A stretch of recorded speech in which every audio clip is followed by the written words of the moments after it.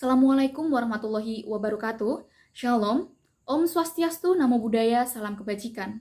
Tak kenal maka tak sayang.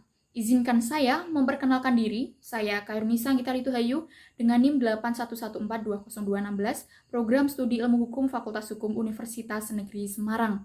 Dalam rangka untuk memenuhi tugas ujian akhir semester, Hukum Internasional hari Kamis pukul 1 siang dengan dosen pengampu Bapak Sony Sabtoaji Wicaksono, SH.M.Hum, dan Bapak Ridwan Arifin, SH.LLM, maka saya akan memaparkan mengenai sengketa internasional terkait pencemaran Laut Timur akibat tumpahan minyak Montara antara Indonesia dan Australia.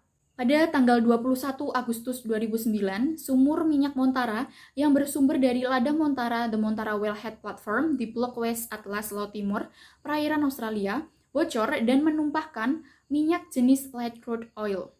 Pada tiap harinya, terjadi kebocoran sekitar 400 barrels minyak mentah sampai akhirnya berhasil ditutup 74 hari kemudian. Tumpahan minyak tersebut meluas hingga perairan Celah Timur yang merupakan perairan perbatasan antara Indonesia, Australia, dan Timor Leste. Perkiraan tentang luasnya wilayah yang tertutup lapisan minyak berkisar antara 6.000 km persegi menurut Australian Maritime Safety Authority, 28.000 km berdasarkan pencitraan satelit, sampai 90.000 km berdasarkan WWF. Sejumlah besar lapisan minyak tersebut memasuki perairan yang berada di bawah yurisdiksi Indonesia, sehingga diperkirakan mengakibatkan kerugian pada mata pencaharian dari setidaknya 18.000 nelayan. Lalu, bagaimana pertanggungjawaban negara terhadap pencemaran Laut Timur akibat tumpahan minyak Montara tersebut? PTTEP Australia berencana untuk memberikan ganti rugi 5 juta dolar Amerika Serikat atau setidaknya 45 miliar bagi para nelayan dan petani rumput laut di Timur Barat, Nusa Tenggara Timur. Namun, Yayasan Peduli Timur Barat dengan jelas menolak. Alasannya jelas, jumlah ganti rugi tersebut sangat tidak sebanding dengan penderitaan yang ditanggung para nelayan dan petani rumput laut sejak terjadinya pencemaran Laut Timur seluas 85.000 km persegi tersebut.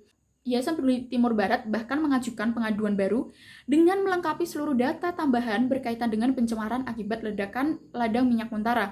Meskipun kilang minyak Montara tersebut merupakan milik dari suatu perusahaan Thailand, akan tetapi bila melihat pada prinsip tanggung jawab negara, maka Australia tetap harus bertanggung jawab sebagai negara tempat pengeboran dilakukan.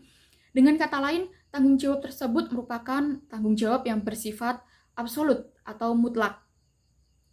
Dikarenakan selain telah melakukan pencemaran tersebut juga telah masuk dan mencemari wilayah perairan Indonesia serta telah menyebabkan kerugian bagi Indonesia khususnya penduduk sekitar Laut Timur.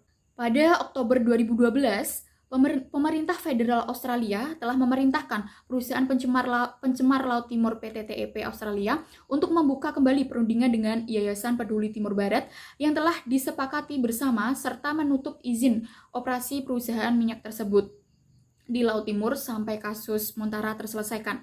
Selanjutnya, kasus pencemaran ini dibawa ke sidang APEC pada tahun 2013 untuk meminta dukungan masyarakat internasional. Di satu sisi, dapat diketahui bahwa Australia sebagai negara pantai yang memberikan izin kepada PTTEP untuk melakukan kegiatan eksplorasi dan eksploitasi di wilayah ZEE-nya, juga memiliki tanggung jawab berupa kewajiban untuk membersihkan dan memulihkan semua dampak pencemaran dan membayar kompensasi atas segala bentuk kerugian yang dialami oleh korban pencemaran. Kewajiban-kewajiban tersebut berdasarkan ketentuan yang terdapat dalam UNCLOS 1982 terkhusus pasal 56, pasal 60, pasal 194 ayat 2. Klaim ganti rugi diselesaikan melalui perundingan antar kedua negara. Berkaitan dengan penyelesaian klaim ganti rugi, terdapat beberapa hal yang perlu diperhatikan. Antara lain, perlu adanya penelitian untuk mendapatkan data yang akurat, serta pengembangan ketentuan hukum nasional terkait pencemaran yang bersifat lintas batas. Selanjutnya, bagaimana penyelesaian sengketa terhadap pencemaran yang diakibatkan oleh tumpahan minyak Montara tersebut di Laut Timur? Berdasarkan nota diplomatik Kedutaan Besar Australia pada tanggal 3 September 2009, Jejak tumpahan minyak memasuki wilayah ZEE Indonesia pada tanggal 30 Agustus 2009. Berkenaan dengan hal tersebut, berdasarkan Peraturan Presiden Nomor 109 Tahun 2006 tentang penanggulangan keadaan darurat tumpahan minyak di laut, Menteri Perhubungan selaku Ketua Tim Nasional Penanggulangan Keadaan Darurat Tumpahan Minyak di Laut telah melakukan beberapa upaya penanggulangan tumpahan minyak di Laut Timur. Upaya tersebut antara lain adalah membentuk posko daerah penanggulangan tumpahan minyak di laut serta mengaktifkan pusat komando dan pengendalian nasional operasi penanggulangan tumpahan minyak di laut atau Puskodalnas, lalu melakukan observasi dan pengambilan sampel air laut, biota, dan sedimen serta gumpalan minyak di Laut Timur dan melakukan uji laboratorium dan analisis sampel serta melakukan survei dampak sosial ekonomi dan lingkungan akibat tumpahan minyak di laut. Dalam menyelesaikan permasalahan yang terjadi, Indonesia dan Australia melakukan langkah pertamanya, yaitu dengan melakukan negosiasi. Hal ini didukung dari adanya beberapa Menteri Republik Indonesia melakukan koordinasi untuk menangani isu Montara guna menanggulangi keadaan darurat dari tumpahan minyak di laut, serta melakukan negosiasi tentang kompensasi. Dalam hal mengenai besarnya jumlah kompensasi, terdapat beberapa macam versi jumlah kompensasi, yaitu Yayasan Peduli Timur Barat yang mengajukan klaim kompensasi senilai 140 triliun. Hal ini atas dasar pengambilan sampel air yang telah ditelitinya.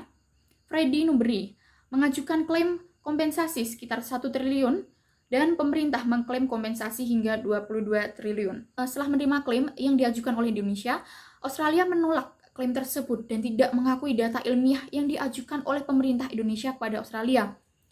Tidak adanya hasil negosiasi tersebut, maka Indonesia dan Australia bersepakat melakukan draft MOU. Tahapan penyelesaian secara damai di atas tidak dijalankan dengan baik karena adanya beberapa kendala dari kedua negara. Kendala yang dihadapi dalam penerapan ketentuan yang diatur dalam Konvensi Hukum Laut 1982 terkait kasus penyelesaian pencemaran lintas batas antara Indonesia dan Australia, antara lain adalah hukum laut lebih mengatur mengenai tanggung jawab setiap negara, tidak diaturnya di dalamnya perihal nilai ganti rugi yang harus diberikan oleh negara yang melakukan pencemaran. Meskipun UNCLOS telah mengatur mengenai hak dan kewajiban setiap negara dalam mengelola kekayaan hayati yang ada di laut, namun tetap saja ada kendala yang dihadapi dalam penerapan UNCLOS dalam masalah yang terjadi antara Indonesia dan Australia. Salah satunya adalah penentuan ganti rugi yang dilihat dari sudut material tidaklah diatur secara pasti di dalam UNCLOS. Namun, UNCLOS mengatur lebih kepada kewajiban ganti rugi, dengan kata lain pertanggungjawaban. Penanganan dari Australia sendiri dilakukan melalui Australian Maritime Safety Agency atau AMSA. 15 menit setelah adanya pemberitahuan akan insiden tersebut, AMSA melakukan mobilisasi peralatan dan bekerja untuk memastikan tindakan penanggulangan dapat dilakukan secepatnya. Setelah situasi telah diamati, pesawat AMSA mulai melemparkan dispersan untuk meningkatkan evaporasi alami dan pelapukan minyak. Tindakan ini berhasil meminimalisir akibat dari tumpahan minyak pada tahap awal. Selanjutnya, penanganan berupa oil boom dan skimmer vessels juga digunakan untuk membantu menghilangkan tumpahan minyak tersebut. Ini merupakan metode-metode yang efektif untuk menghilangkan tumpahan minyak dan meminimalisir akibatnya. Sebuah program pengawasan yang ekstensif ini juga dibuat untuk memaksimalkan kemungkinan menemukan dan menyembuhkan makhluk hidup yang terkena imbas dari insiden ini. Selain itu, pemerintah Australia juga menggarisbawahi bahwa terdapat kemungkinan adanya tambahan waktu dari bocornya minyak dan gas bumi sehingga semakin besarnya bahaya yang diakibatkan. Oleh sebab itu, pemerintah Australia mulai saat itu mewajibkan bahwa seluruh proposal eksplorasi dan eksploitasi migas mengkaji sebuah kemungkinan terburuk dalam hal hilangnya kendali akan sumur dan mendeskripsikan tindakan apa yang akan dilakukan untuk menghindari serta penanganan untuk insiden tersebut. Sebagai tambahan, seluruh fasilitas anjungan lepas pantai yang baru dan telah disetujui harus memenuhi persyaratan untuk mendapatkan informasi dasar suatu wilayah sebelum adanya suatu pencemaran lingkungan untuk dapat mengkaji akibat-akibat yang mungkin terjadi serta untuk mengimplementasikan sebuah program monitoring yang telah disepakati dalam adanya tumpahan minyak.